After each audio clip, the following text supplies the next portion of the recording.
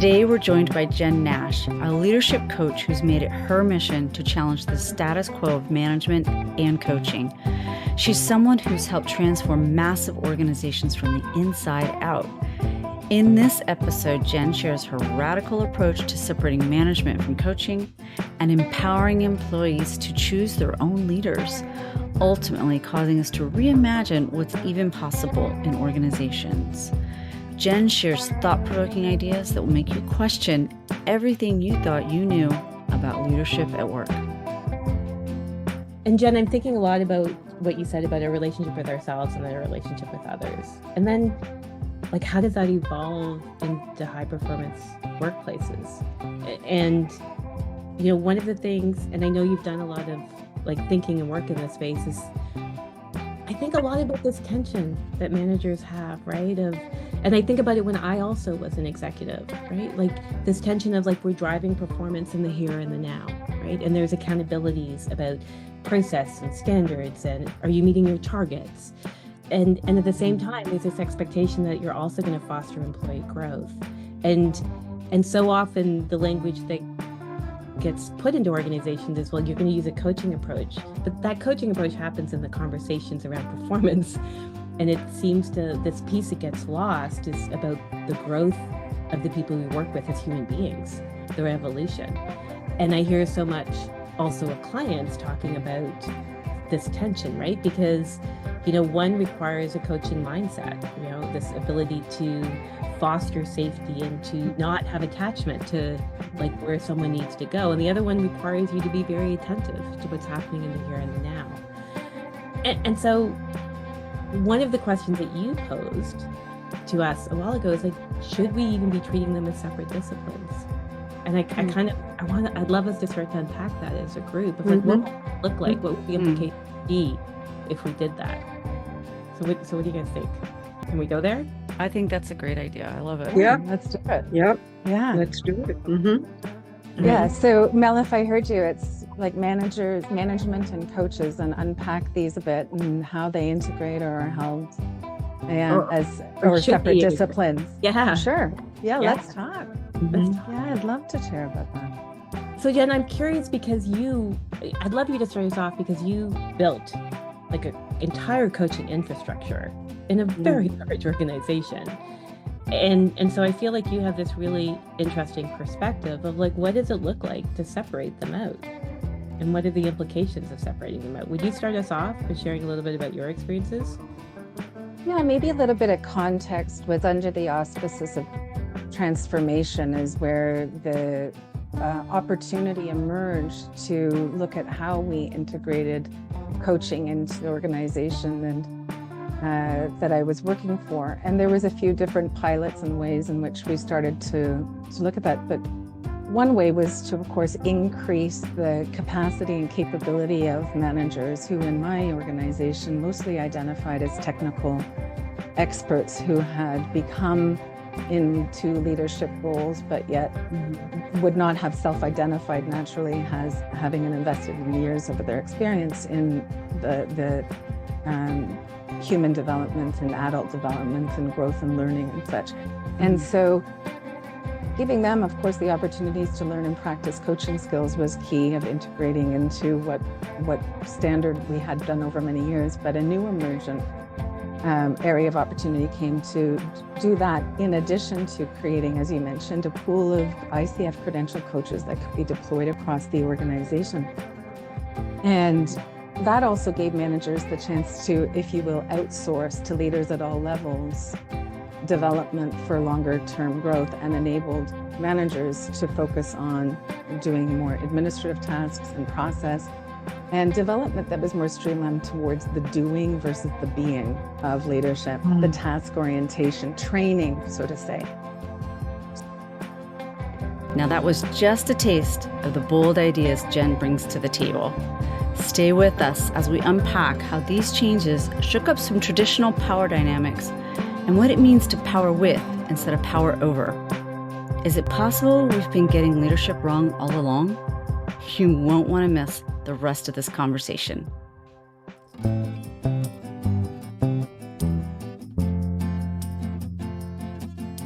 I'm Lauren Mask. Please please join me and my best friends at work, Naomi Lippin and Mel Boyd Brown, where we invite experts to talk about work, life, and leadership and how to do them better.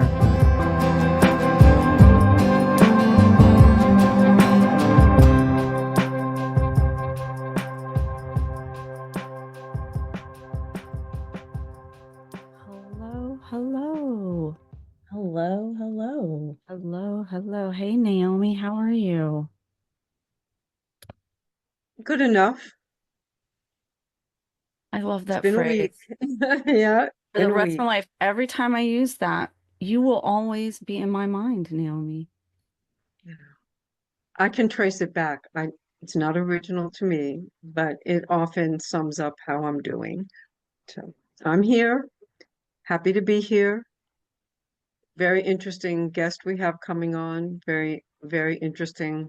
I anticipate a very interesting conversation. So I'm putting everything else out of my head, all the other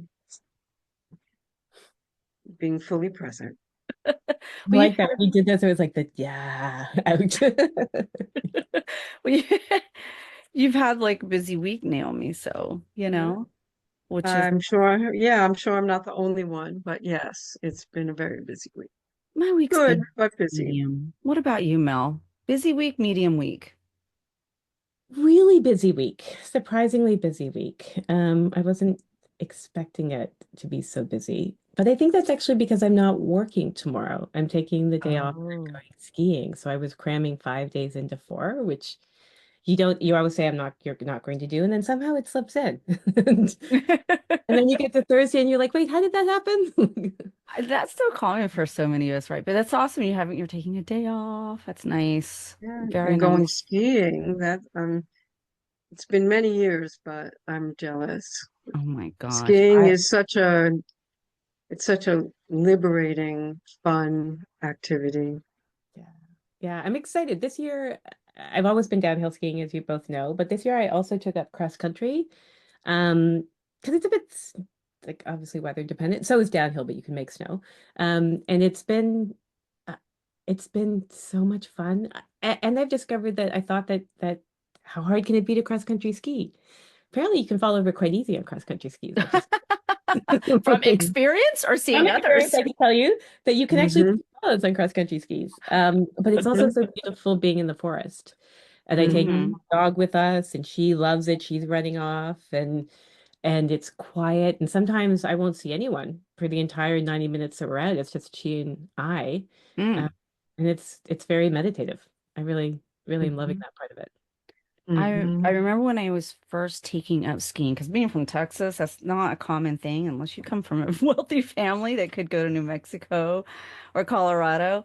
So I started skiing in my 30s after living in New York. And of course, I was so not very good at it. So I would go with a group. They're all in the blues and the blacks and blah, blah, blah. And I'm like, okay. So it was always very solitary for me, on the greens by myself. And Killington, Vermont, going down the Green Mountains, but I didn't mind that it wasn't like, going 900 miles an hour and crazy and fast and stuff. And it was nice up until a point where I was just like, okay, where are my friends? I know I'm lonely now. Yeah, yeah. It's nice. Yeah, You nice know? to be able to be outdoors in the winter and Yeah, enjoy. Yeah. yeah, I agree. I agree. So Hmm. I'm excited about your time tomorrow, Mel. That sounds awesome. It'd be good to be with family and to just relax and make the best of Canada. Always have to tease you about the weather, but ours isn't much different. I've found that the Toronto, New York is not a whole lot of difference Right. sometimes. Our Canadian winter. Well, anyway, I'm super excited about our guest, Mel. Mm, Ah, She's somebody you know. Can you tell us about her then? yeah. Oh, I'm so excited to introduce Jen Nash. So she's an ICF credentialed leadership and team coach, and she's got over 15 years of experience. So she's guided leaders and teams through large scale transformations, and she's done it in corporate environments, she's done it in public service, she's done it in healthcare, academia, Mm, nonprofits. She's done it in a lot of places. yeah, Um, she's Cool.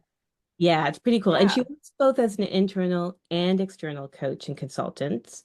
And like all coaches, she really focuses on helping her clients achieve their goals and foster the sense of fulfillment in both their professional and personal lives. And one of the things that I thought was so cool is that recently she established a global community of ICF credentialed coaches within a multinational life sciences company of over 100,000 employees. So that's just huge. Yeah, that's So crazy. yeah, crazy, right? And she's really credentialed. So she's a faculty member with Leadership Circle profile. She's certified in like multiple coaching tools. She's like this dedicated lifelong learner. She's got degrees spanning business, psychology, education. She's actually, studying to be a registered psychotherapist right now. And so we can tell that learning is a place of joy for Jen, like clearly, because she does that a lot. But she also, she's also more well-rounded. She likes spending time with her family and being in nature and dancing and with friends and all that sort of stuff. But there was actually two reasons that I really wanted to have Jen like here today. Hmm. And one of them is that we often hear this need for managers and leaders to be both coaches for their people and managers. And Hmm. and we know that most leaders find that frankly pretty challenging. Like we know it both because all of us have been leaders, right? We've had that role of being a leader where we have to manage to performance, but we also have to coach and develop our people. And in our work, we also hear that from the leaders that we work with, right? When they ask us questions like, well, when am I as a leader managing for performance? And when am I as a leader coaching for this growth and development of these human beings that are on my team, right? And to be clear, like in this moment, we're not talking about coaching approaches that leaders might use to Hmm. coach teams to management. We're talking about really coaching them for growth and development and evolution as people. And it's really had me thinking a lot about like, how do we effectively balance these roles? I remember it being a tension when I was a leader for me. And is it even realistic that we would expect that one person could adequately fill both of those roles? And what would it look like if we separated them? Like, what does Hmm. that change in the leadership dynamic? So many questions started to come up for me about this. And this is an area that Jen has thought a lot about, and she has some really real experience in. And that really leads me to the second reason is that I wanted Jen on this podcast because every conversation I've ever had with her is really thoughtful and it's thought-provoking. And I thought if anyone can help us think more deeply about this on this podcast, why don't we invite Jen on and see what the conversation looks like? I think that sounds Cool. great. I'm a little intimidated, I have to say, between you and Naomi and her with all this intellectual and stuff going everywhere. And you're like, I'm just like the country local yokel from Texas sitting around here and watching you guys. I'm sure of it. I will I'm try my so, best. so not true. But I anyway, know, Lauren, what are So you she'll have talking to forgive my about? dumb questions if they come up. So ready for it? there'll be no dumb questions. There are no Truly. dumb And questions. That's why there will be no dumb questions. right. And there is no underestimating ourselves allowed. No Yes, undervaluating ma'am. ourselves Thank you, allowed. Naomi. Okay. So let's let her in. Yeah. People want to stop listening to us. They want to meet her. She's fabulous. I loved meeting her in our pre-pro. Here she comes. As technology will let her come in.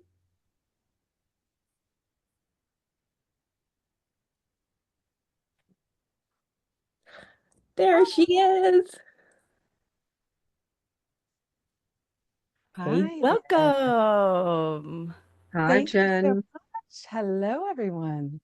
We are so excited to have you. we're so excited to Uh, have you, Jen. uh, Thank you very much for the invitation to be here, friends. Ooh, Looking I forward to love our it. This is best friends conversation. at work. Yeah.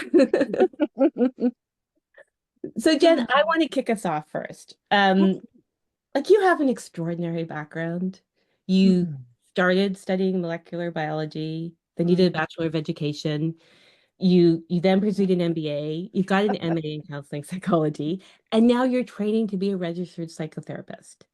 mm. Also, I met you through your work as a coach because you're a highly trained leadership and team coach, and you've worked for years helping companies drive transformation.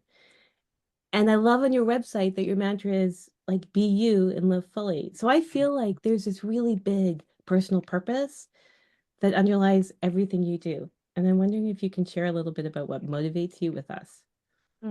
Thank you for picking up on a sense of purpose that I'm trying to share with those that I meet and that I work with. Yeah, absolutely. When I think back of that windy journey that you mentioned, I guess it was one of always being a seeker, starting in where I did, which was in hard science, and the curiosity and investigative nature of that work, but yet also learning at a time it was not for me about 3 years in. And so the seeking has always continued. So a deep curiosity. But I would say as I continued my path and worked in learning and development as where I grew up and spent a lot of my career, as well as within marketing functions. But human relationships were this rich, complex, fertile ground where what motivated me really was learning how to be in relationship with myself as a leader, but also serving leaders to be in relationships with others in the workplace where we spend a lot of our time. And it's through our relationships that I've grounded as the vehicle that we all grow. It's our growth and development, I reflect back on, is not something we can do on our own.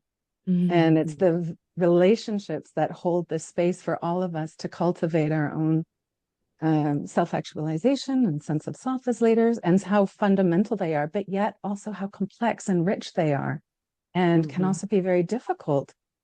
Because bottom line, I guess, something else that I share in terms of be you and live fully is, well, no two relationships are ever the same because they're unique as the individuals who co-create them together. And therefore, there's really no algorithm or one way of being in relationship. And for that, there's a tremendous amount of curiosity that have bubbled up through my work. So I would share, Mel, when I think of motivation, there's curiosity of life and meaning of life, and the beauty that is within human relationships and what they afford all of us to continue to grow and develop and realize our fullest potential individually and collectively.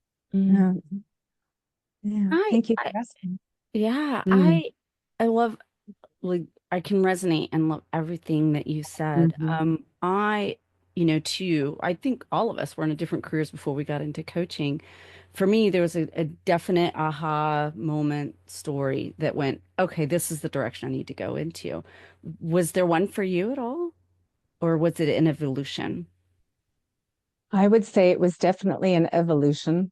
And when I look back, my career started working in building relationships in service of the organizations that I worked with key opinion leaders who would speak to and serve within us. And so looking back, every time I opened a door, there was a new person to form a relationship with them. And that was the core of my work. And both of us would grow. And then through education, very similarly. And looking back, when I look back on where did coaching begin? Well, I can tell you a formal date where I started to take these courses Right, yeah. but when I really look back, it was highly an evolution. I can think back to personally sitting around in circle time with friends at the age of 7, having powerful conversations and being very curious of their perspectives. And so that's a fond memory I hold as to how did this all evolve? Yeah, I love that. I love the way that you described kind of your purpose. It's I'm totally right there with you. And I I think that there's nothing more interesting and kind of essential and vital other than who we are and how we show up in the world, right? And how we connect with others. And the as a good friend of Lauren's and mine would say, when you leave the room, what's your weight, Mhm. right? Particularly when you are people leader in any way, shape, or form, right? When you leave a room, what do you leave behind, right? So what are the ripples? And whether we're a leader or not, we all have ripples, right? In our personal lives and in our workplaces, right? And so what is that? And so, and I love that for you, when you talk about relationships, you also say that it's so much about mm, growing yourself, The right? Knowing relationship and one hmm has with themselves is the hmm starting spot. Yeah, sorry, hmm Naomi. I love that. If you don't know, I mean, for me, I don't know if you know Clifton Strengths, but relationship building is my most dominant, the way I move in the world. So when you were talking, I was like, oh, yes, oh, yes, oh, yes, I get that. I totally get that because it is how I move. It is how I move in the world. And I can, like you, also trace it back to, in hindsight, behaviors I had even when I was growing up. So it is really true that we carry really our essential patterns with us. It evolves for sure, but the seeds are there. Absolutely. And what's coming up for me is then how do we play out those patterns that have uniquely shaped each one of us through our relationships at work? And how do we integrate our whole selves into the work that we do? The be you and live fully piece that Mel mentioned to me invites all of us to Hmm? get curious of the human experience and what relationships we form. And what I look at as the majority of time we invest in adults is really, or at least my journey has been through the work that I've done in this world and the Mm-hmm. relationships that have been in that space. So the ripples of impact are so resonant for me, Naomi, and a conscious choice of, well, it starts with self. How do we want to be and impact others? And then how do we design high performance relationships that are anti-fragile and nimble and strong to withstand working in constant evolving times, highly dynamic, complex environments. Mm-hmm. Strong, healthy, high performance relationships became very much a large part of my work over the last number of years within organizational context. And as Mel mentioned, that motivation of mine and passion continues into the ripple effects on how personal relationships impact families and society as well. So balancing two different contexts becomes how my motivations and purpose shows up through the work I do in this world. Mm-hmm. Mm-hmm. And I love a few things I love, Naomi. I love though what's in your wake. I've actually never heard that before, so I wrote that down. I was like, oh, I really like that. And Jen, I'm thinking a lot about what you said about a relationship with ourselves and then a relationship with others. And then like how does that evolve into high performance workplaces?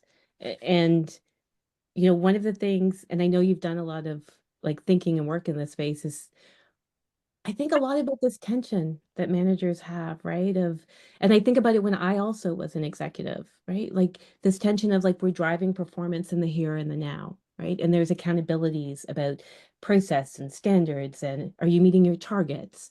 And at the same time, there's this expectation that you're also going to foster employee growth. And and so often the language that gets put into organizations is, well, you're going to use a coaching approach, but that coaching approach happens in the conversations around performance. And it seems to, this piece that gets lost is about the growth of the people we work with as human beings, their evolution.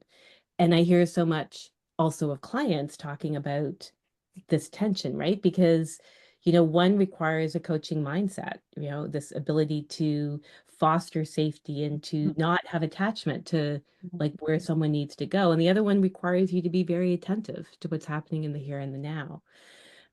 And so one of the questions that you posed to us a while ago is like, should we even be treating them as separate disciplines? And I kind of, I'd love us to start to unpack that as a group of like, what Mm-hmm. would it look like? What would the implication be if we did that? So what do you guys think? Can we go there? I think that's a great idea. I love it. Yeah, Yep. let's do it. Yep. Yeah. Let's do it. Mm-hmm. All Yeah. right. So Mel, if I heard you, it's like management and coaches and unpack these a bit and how they integrate or are held, yeah, Or as or or should separate they integrate? disciplines. Yeah. Sure. Yeah, Yeah. let's talk. Let's Mm-hmm. talk. Yeah, I'd love to share about that. So Jen, I'm curious because I'd love you to start us off because you built like an entire coaching infrastructure in a Yeah. very large organization. And so I feel like you have this really interesting perspective of like, what does it look like to separate them out? And what are the implications of separating them out? Would you start us off by sharing a little bit about your experiences?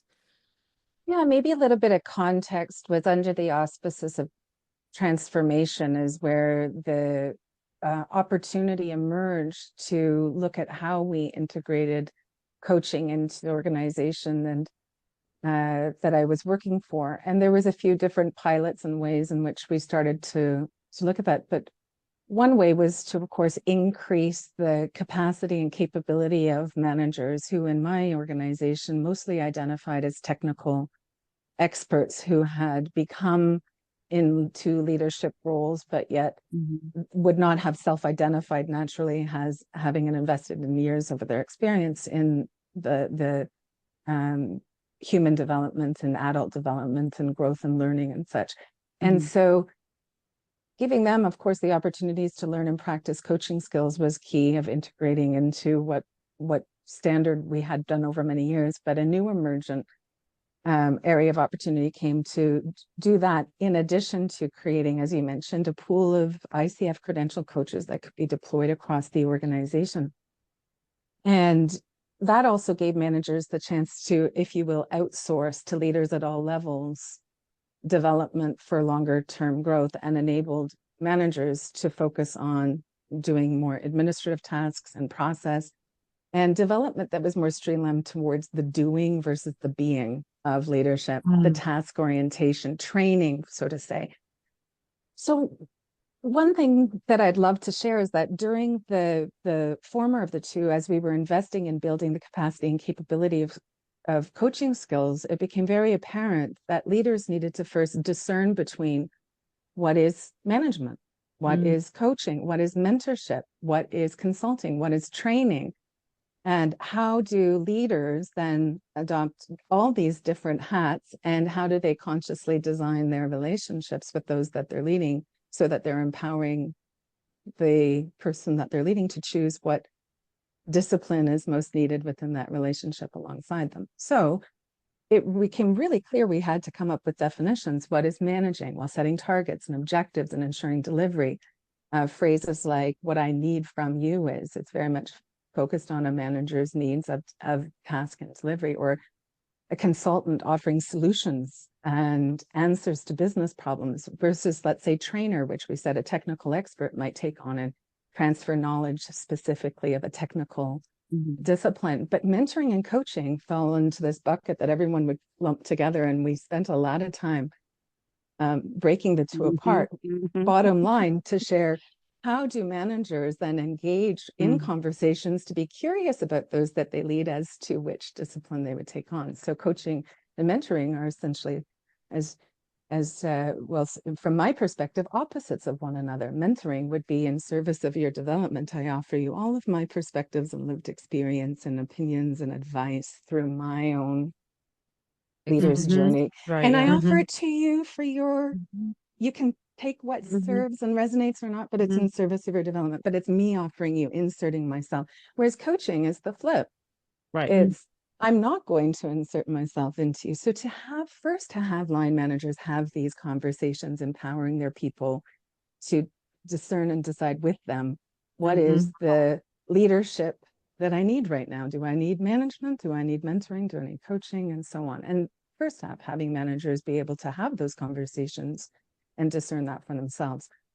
However, I'll pivot to the second, and then I'd love to know what you all has come up for you. But the second was, then do we separate this out and have a pool of credentialed coaches who have now made this their discipline of expertise in terms of the development within both an individual context and a team context, an intact team context, given that in the transformation work that we were doing, we were moving a lot more from more traditional organizations to more adaptive and agile cultural and system constructs, where cross-functional teams was where the majority of the decision making was decentralized to be done.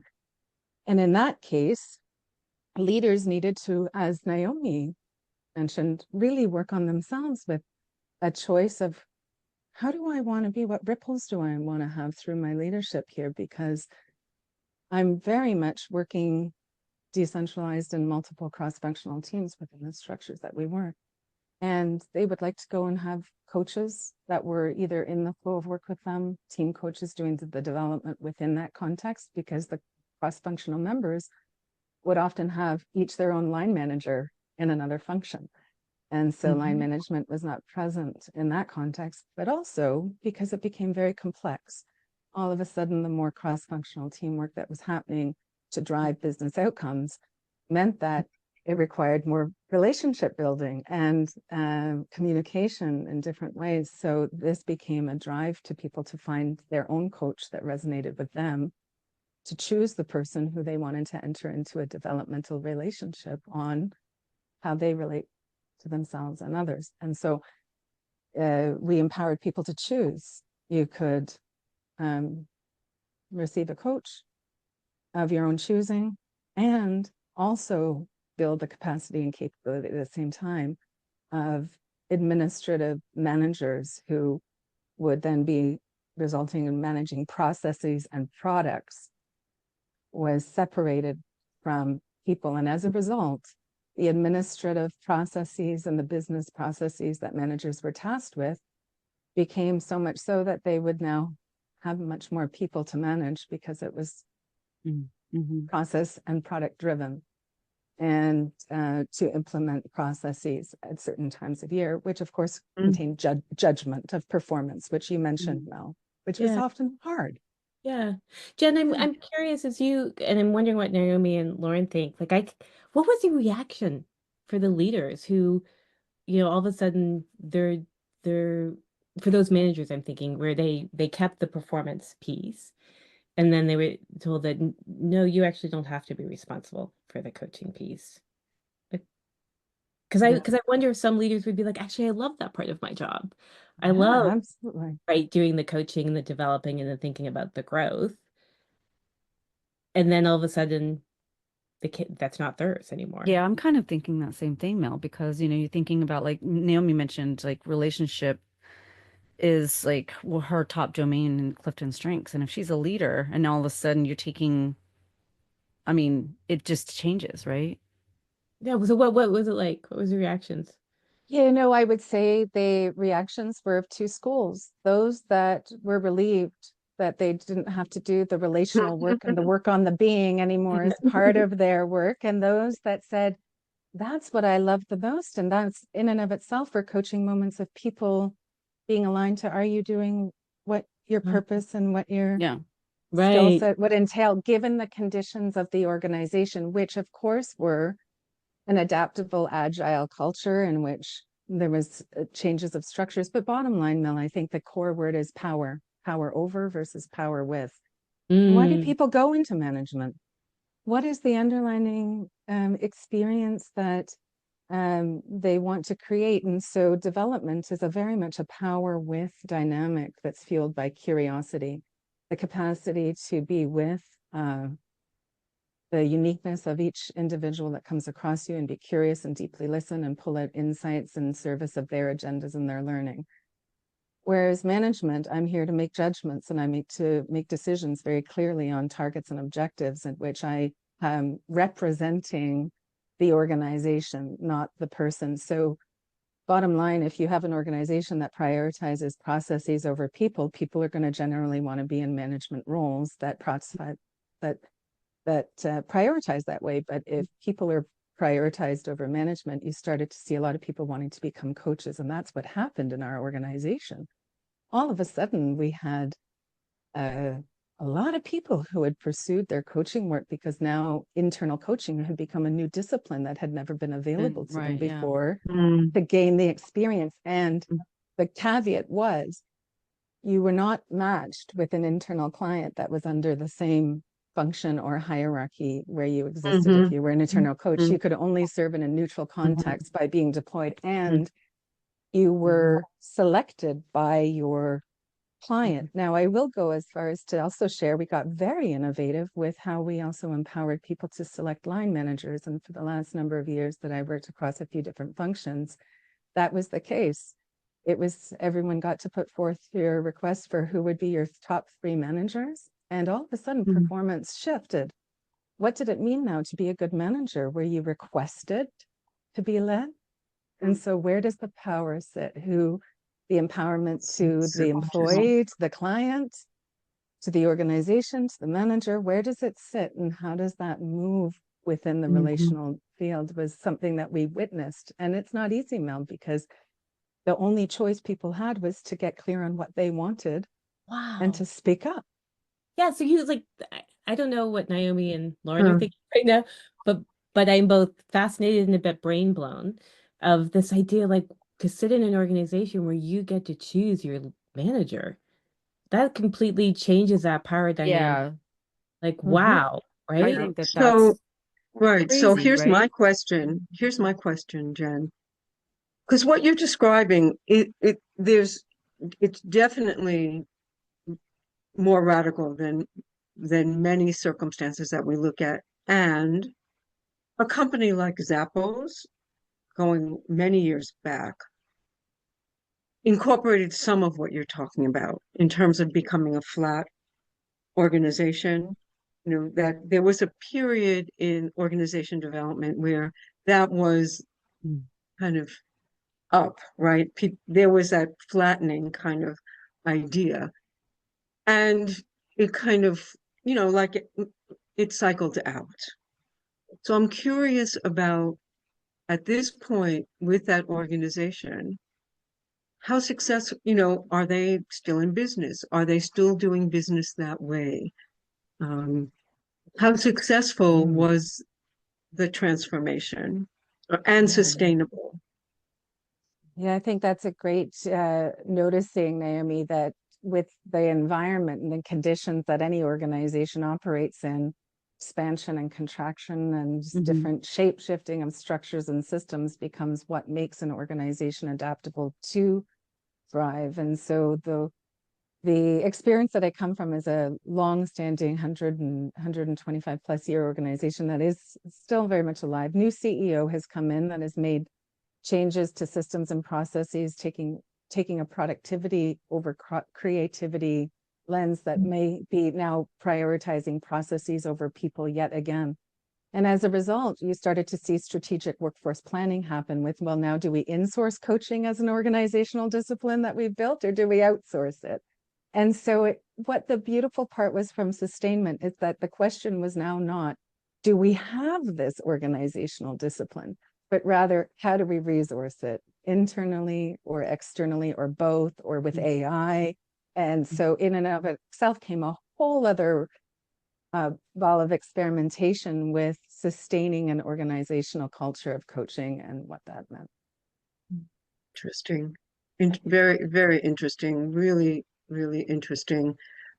The other thing that in in your description, what came up for me is what kind of training did you offer new managers or even managers who had been there for some time? Because what you're talking about in my perspective or my thinking requires some significant understanding of the different hats that you can wear, the different skills and competencies that you need, and really being able to distill out. So I'm really curious if what you did with folks. Yeah, there was definitely partnerships with organizations like Coactive Training Institute that we partnered with, Leadership Circle we partnered with internally to scale conscious and creative leadership from 360s to leaders at all levels, which was quite radical because for many years, these types of instruments were held up at certain levels within the context of where you sat in an organization, but to democratize coaching and leadership development in a way that invited people in. One thing that we did was I made the fundamental training course from CTI or Coactive Training Teams available to all 150,000 employees. And Wow. second, and they went up to the next level, and there was some experimentation that even happened with how internal employees used the next course in that series to do at the same time with external stakeholders. So how the industry held relationships internally and externally, had partnerships embedded into the organization through some of what I mentioned. So yeah, everyone was given the opportunity to take with external faculty, but also internal coaching pop-ups, what we called them, which was a condensed virtual 9-hour program that invited leaders to practice what we called levels of listening, so deepening the listening, and of course, powerful questions and how curiosity was cultivated, but most importantly was designing alliances.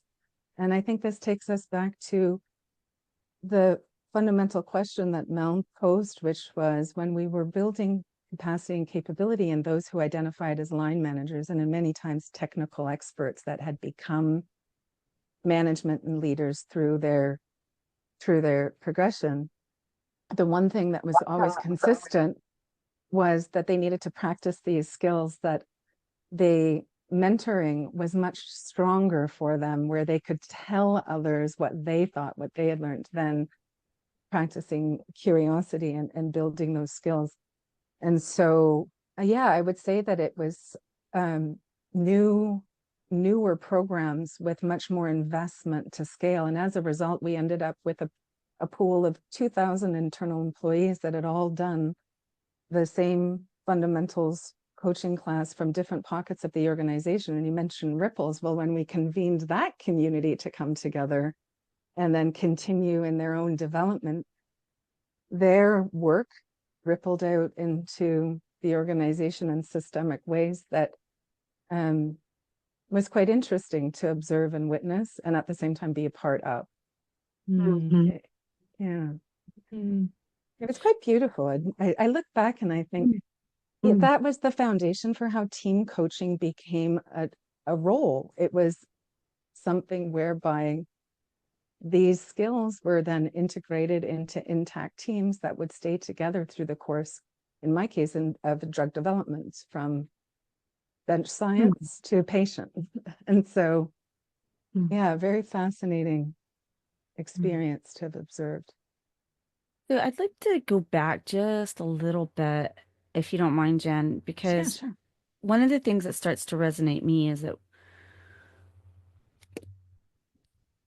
having been someone who's taught leadership development forever, I've often to me, sometimes a lot of the solutions that we would do as OD&L people is to put band-aids on problems that are underneath, right? And quite often it was the fact that the wrong person was put into leadership in the begin with, right? And you kind of mentioned that earlier, right? Where, why does someone go into management? Well, so a problem, like if we peel back the layers of the onions, right? Many companies don't have a path to promotion or pay without taking on a leadership role.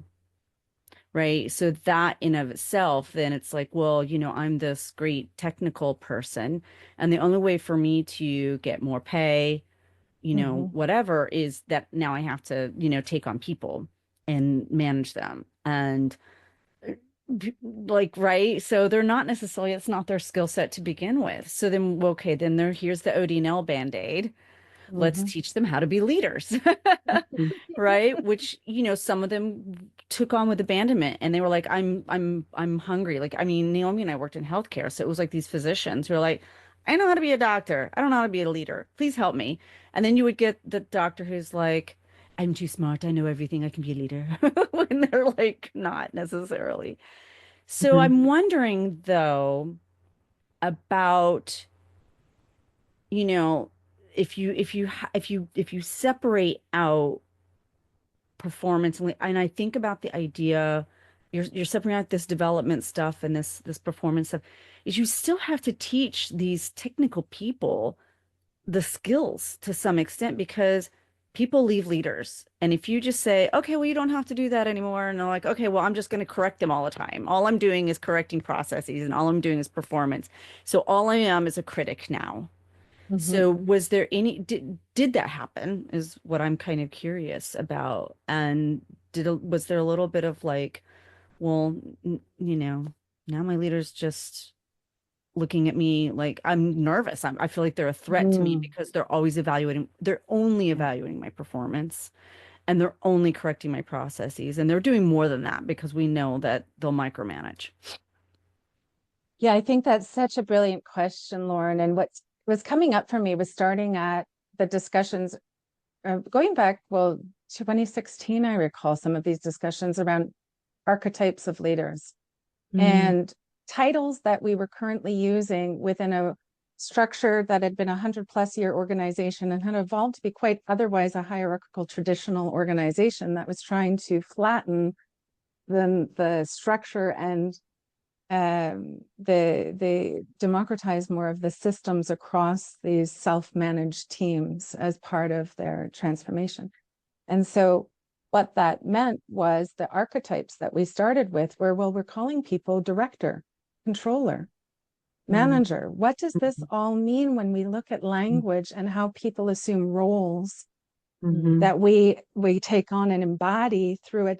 First, an archetype of a title. So let me just, I see you all nodding. What comes to mind when you all think of, well, my director, my controller, my manager, right? It's a power over dynamic that's inherent to the structure. So the very first thing we did was name the leadership archetypes that were aligned to the what was needed to be much more of an adaptable organization. And those archetypes, the name was visionary, architect, coach, which we named it, and catalyst. Now, catalyst was really interesting because now you're really down into relational work. How do you bring people together and spark potential? But coaching and catalyst really took on the being, the relational dynamics of organizational leadership, whereas you saw the visionaries and the architects, but all together. And this is that notion of where do I put on, where are my strengths in these archetypes then? So changing language was really key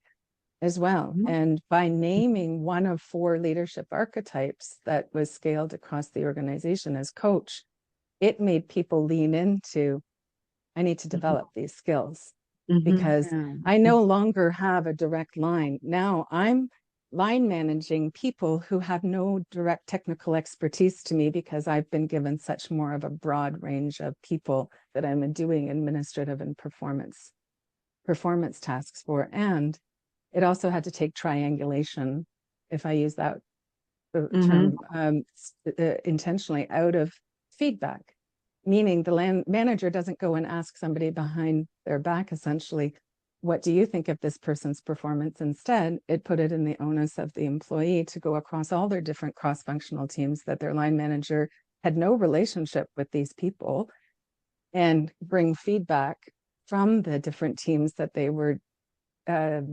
allocated to the line manager. And so the processes, I would say, started to take a radical shift in terms of how we prepared, Lauren, people to embody new archetypes of leadership that moved away from the traditional director, planner, controller, manager idea. What strikes me as you're describing this, and just reflecting on our whole conversation, is that we started off with what felt like a very black and white question: do you separate managing and coaching? And yet I am struck by this as such a bigger question, because what you're really describing is that you had like a leadership that was aligned and engaged. So it started at the top. There was this whole cultural transformation in the organization about how work was conceived of and how it was rolled out and how people, the roles that people took in the different pieces of the work. And so it's not such a simple thing as like, well, we'll just going to have coaches and managers. We're thinking about the entire ecosystem of the work. Yeah. Which I really, this is such an interesting conversation to me. It, from the standpoint of everything you're talking about, and really not just changing the above ground, but really going deep and changing the roots, right? The way out of which the organization springs. And I love that you said, yes, you have to change the language, because language is powerful, right? And so So really looking at you and whoever else you worked with were so comprehensive in your thinking about what needs to happen to really transform this organization and transform this culture. And so it's not just changing the leadership, it was really changing everything about that organization, which I find fascinating. And if you have any kind of, what do you call it? Like if you wrote up anything about the organization and the transformation and what you did, I would love to read it. Well, I really, yeah. And if it's something available online, give us a link and we'll yeah. put it out there for our listeners. Because one of the things I'm sure all the people who are like change management gurus are thinking this is complex. Hmm. It's, there's a lot of moving parts. And then there's change management in here to something like, like how long did something like this take? And what was the pushback? What was the resistance? I recall back to 2016 was the definition of what an adaptable, agile organization meant from the CEC. And it became, I would say, a 10-year journey. The last 10 years of my career in this organization were serving in the context of holding space for people to grow and develop and transform themselves. I often offer to change management or change managers that organizations don't change, people do. Mm-hmm. And the embodiment of even our own selves are constantly Mm-hmm. changing. I think it's a 7-year cycle for us to have a whole new lining in our bodies and regenerate. And yet everything around us is always changing. So strategy that wants to hold firm on a very emergent dynamic context necessitates humans to look at our own capacity to evolve and grow. And back to relationships, I really believe that in peer coaching contexts, even how peers show up within teams to build the coaching capability within cross-functional teams. So not just within line management, not just by having a separate pool of professional coaches holding up the core competencies of the ICF, but also ensuring that within team coaching, we're building the capacity of people to be peer coaches of one another, because then collective development happens within the context of work, not separate from it.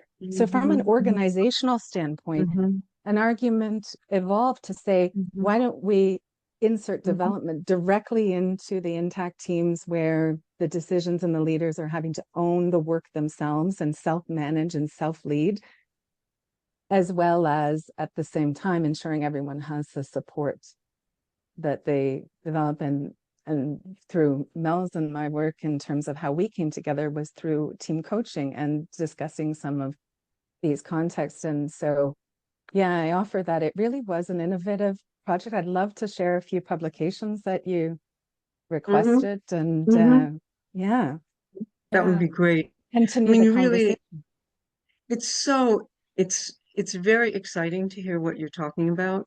Because really, you're talking about reimagining organizations. Just, Yeah. straight up, really reimagining the possibilities of what it looks like when we go to work. And I think that I wrote these two phrases down that you said, because it really, to me, it embodies what we're talking about to a very large extent, and that's power with or power over. And reimagining organizations to be places that primarily embody power with and not power over. And that, and not to get too out there, but I'm going to get out there because Go there, this is the Naomi, way my go, brain go, works. go, Naomi, go. Please What you're do. really, what you're really talking about is changing society. Yeah. Yeah. You're really talking about changing the society and the structure, right? And generally speaking, at least here in our Western culture in the United States and probably Canada as well, it's really built on power over and not power with. And so it's very hopeful and inspiring to know that something like that could happen in such a large organization.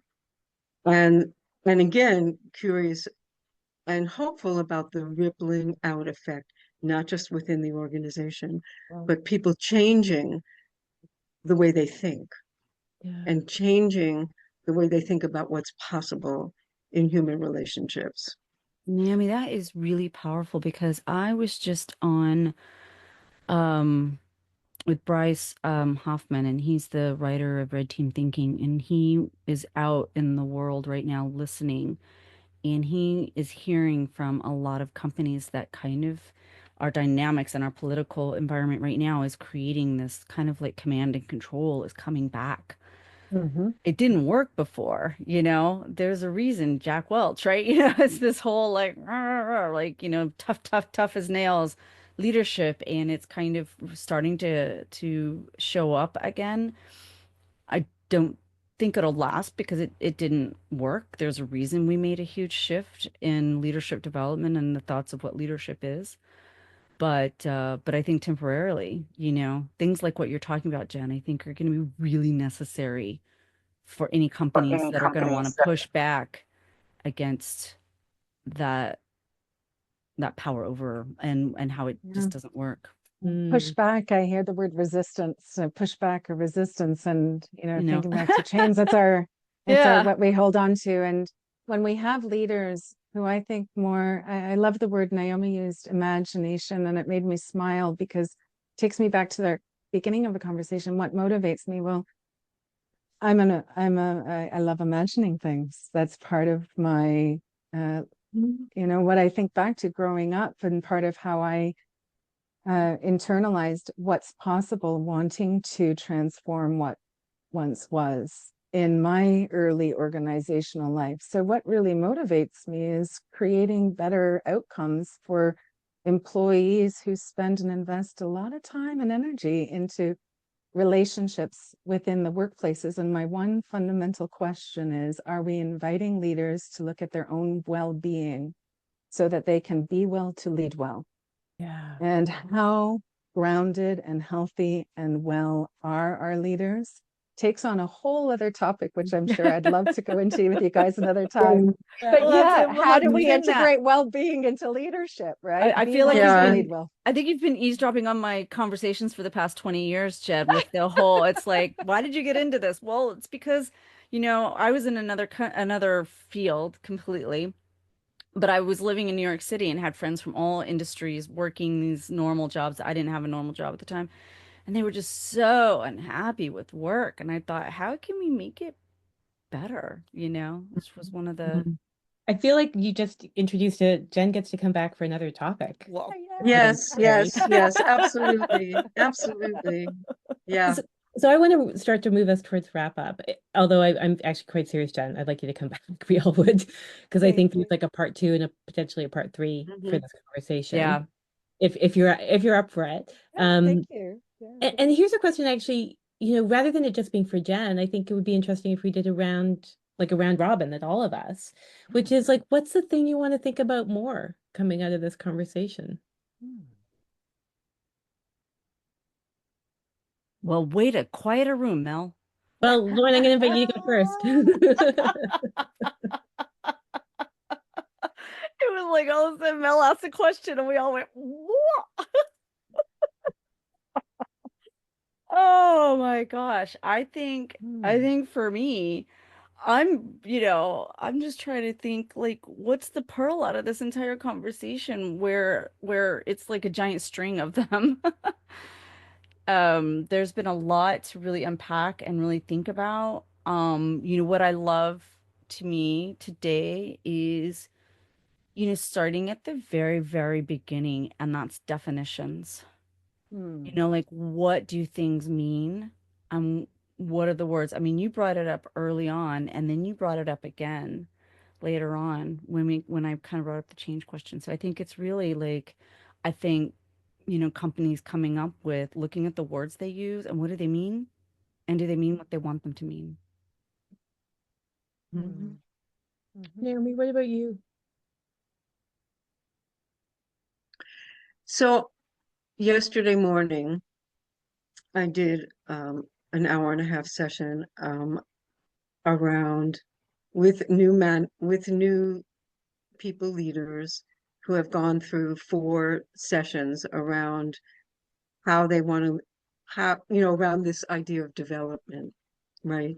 Coaching conversations and coaching for career development and so on. So it's very interesting to have this conversation today to think about this sort of binary aspect of being a manager. And we know that, for example, Gallup speaks to the fact that it's really important for managers to be able to be coaches as well, right? And so it kind of the experience that you described and the process you described calls that into question. And so that's kind of what I'm left with, thinking, what I just accepted as, coming from Gallup and the research, maybe there's another way. Maybe that isn't exactly the best or the only way. So that's what I'm left with. Yeah. And Jen, I'm going to give you the last word to close out, so I'm going to go first. And Naomi, very similarly, I'm thinking about, I want to think more deeply about these constructs that we take for granted, about how we organize, how we build relationships. I'm thinking a lot, Jen, about your comments in the beginning about relationships and relational dynamics with ourselves, with others. And I want to spend a lot more time thinking about that, because I think we have these constructs that we just take for granted, right? And so how do we stop taking them for granted and instead kind of hold them up and think about them? Jen, what about you? Yeah, I think what's coming up for me as a closure is the complexity and polarity that came up in this discussion. It's not an either or perhaps, but a both and. And, when I think back to the role of manager that's been well established in organizational life for very long, and also having the capacities and capabilities, as Naomi mentioned, and the research shows, let's build coaching skills. We need to have leaders who have these skills as being really, really important. And I do believe so it is as well. And yet I would encourage all managers to have very conscious conversations with those that you're leading and discern between, well, what is mentoring? What is coaching? What's training? What's management? And what role do we design our alliance on for me to take on in this context at present time, versus risky mind reading, I call it, of what role the manager then says, I'm not sure which one to put on. Well, that's a perfect time for curiosity to lead within your role and ask the person you're leading the question. But to do so, make sure that you can discern yourself as a leader between all these different capacities, capabilities, what they are for yourself. And again, maybe bottom line, I hold that mentoring and coaching are the opposites of one another. And we often lump them together and don't really work on discerning between the two. So bottom line, coaching is asking those questions, and mentoring is offering your own experience in service of others' development, but do both. Right. I just think what you just said made me, I'm sorry, I have to just say this. It's about really, for yourself, like you said, Jen, discerning what role or how you need to show up and doing it intentionally. I love that, Naomi. Yeah. Wow. Such a great What a conversation. great hour. This is like it's flown by. It has flown by today. That's friends at work.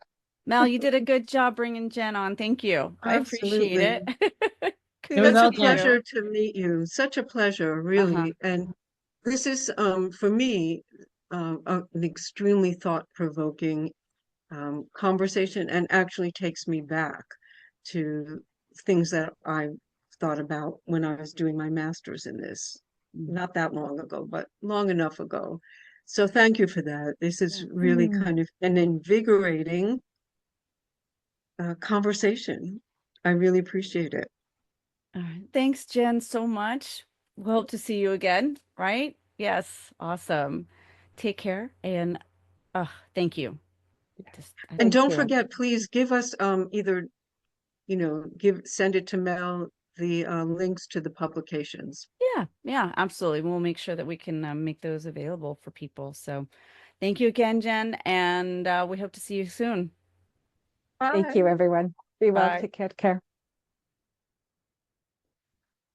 Mel, I said, didn't I say you it in my didn't lie. You didn't thought, lie. thought-provoking, thoughtful? She's like really, really, oh my God, she's so smart though. I sat there going, oh my God, what is she saying sometimes? Because I was getting kind of lost.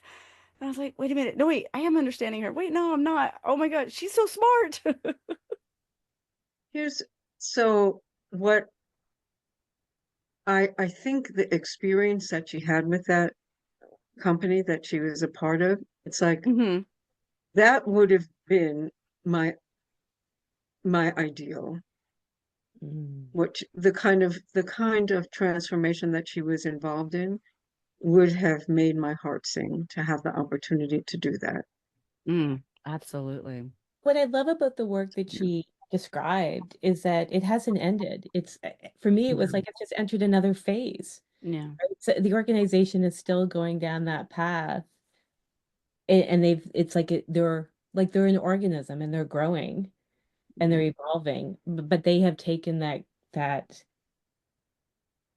like understanding of thinking about coaching, that understanding of thinking about challenging the ways that they work and the way they build relationships and sit in the work. All of that has stayed. Yeah. Well, I mean, she certainly has created a legacy. But as I look back on some places where I worked, and there are things that I established that are still around, it's really kind of cool. But it doesn't always have the same, when you don't have for the lack of a word, founder or something, you don't have that person who was really it takes somebody else to take that part on. So hopefully that will happen. You know what I mean?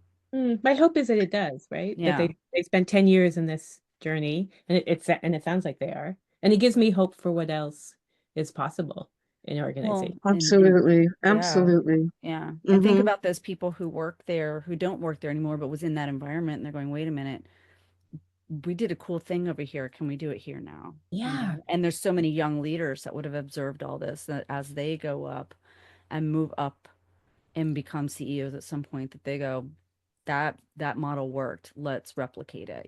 That maybe that's what will happen, right? Yeah. Oh, for sure. For sure. Man, I feel like I need a Good cocktail, stuff. and it's only the afternoon. Good stuff. Good stuff. She was Thank awesome. you, really, Mel. Thank you for connecting us with her. Yeah. My pleasure. And thanks for being my best friends at work. Yeah. I love doing this. This is so, wherever this thing takes us, I just like that we're on this journey together, and that we get this, we're taking this opportunity to do this for ourselves as well. Yeah. And anyone Absolutely. All right, guys. All right. See you at the next one. Okay. Thank you. Bye. Thank you so very much for spending some time with us. We hope you got something out of this episode. Now, if you liked it, do us a huge favor and take a moment and hit the like button. Did you do it? Thanks. Now, are you curious about who is next? Well, then please subscribe to the podcast. It'll help our channel so very much if you do choose to subscribe. Because, of course, the more subscriptions we get, the more opportunities we have to scale up our production, the types of guests we can have, and overall improve on what we can do to make the experience you want and might need. I feel like I sound like a public radio station fundraiser right now. Well, I guess that makes sense because we want you to come back again. So hit that subscribe button. It's super easy. Thanks so much, and we can't wait for you to join us for our next episode of Best Friends at Work.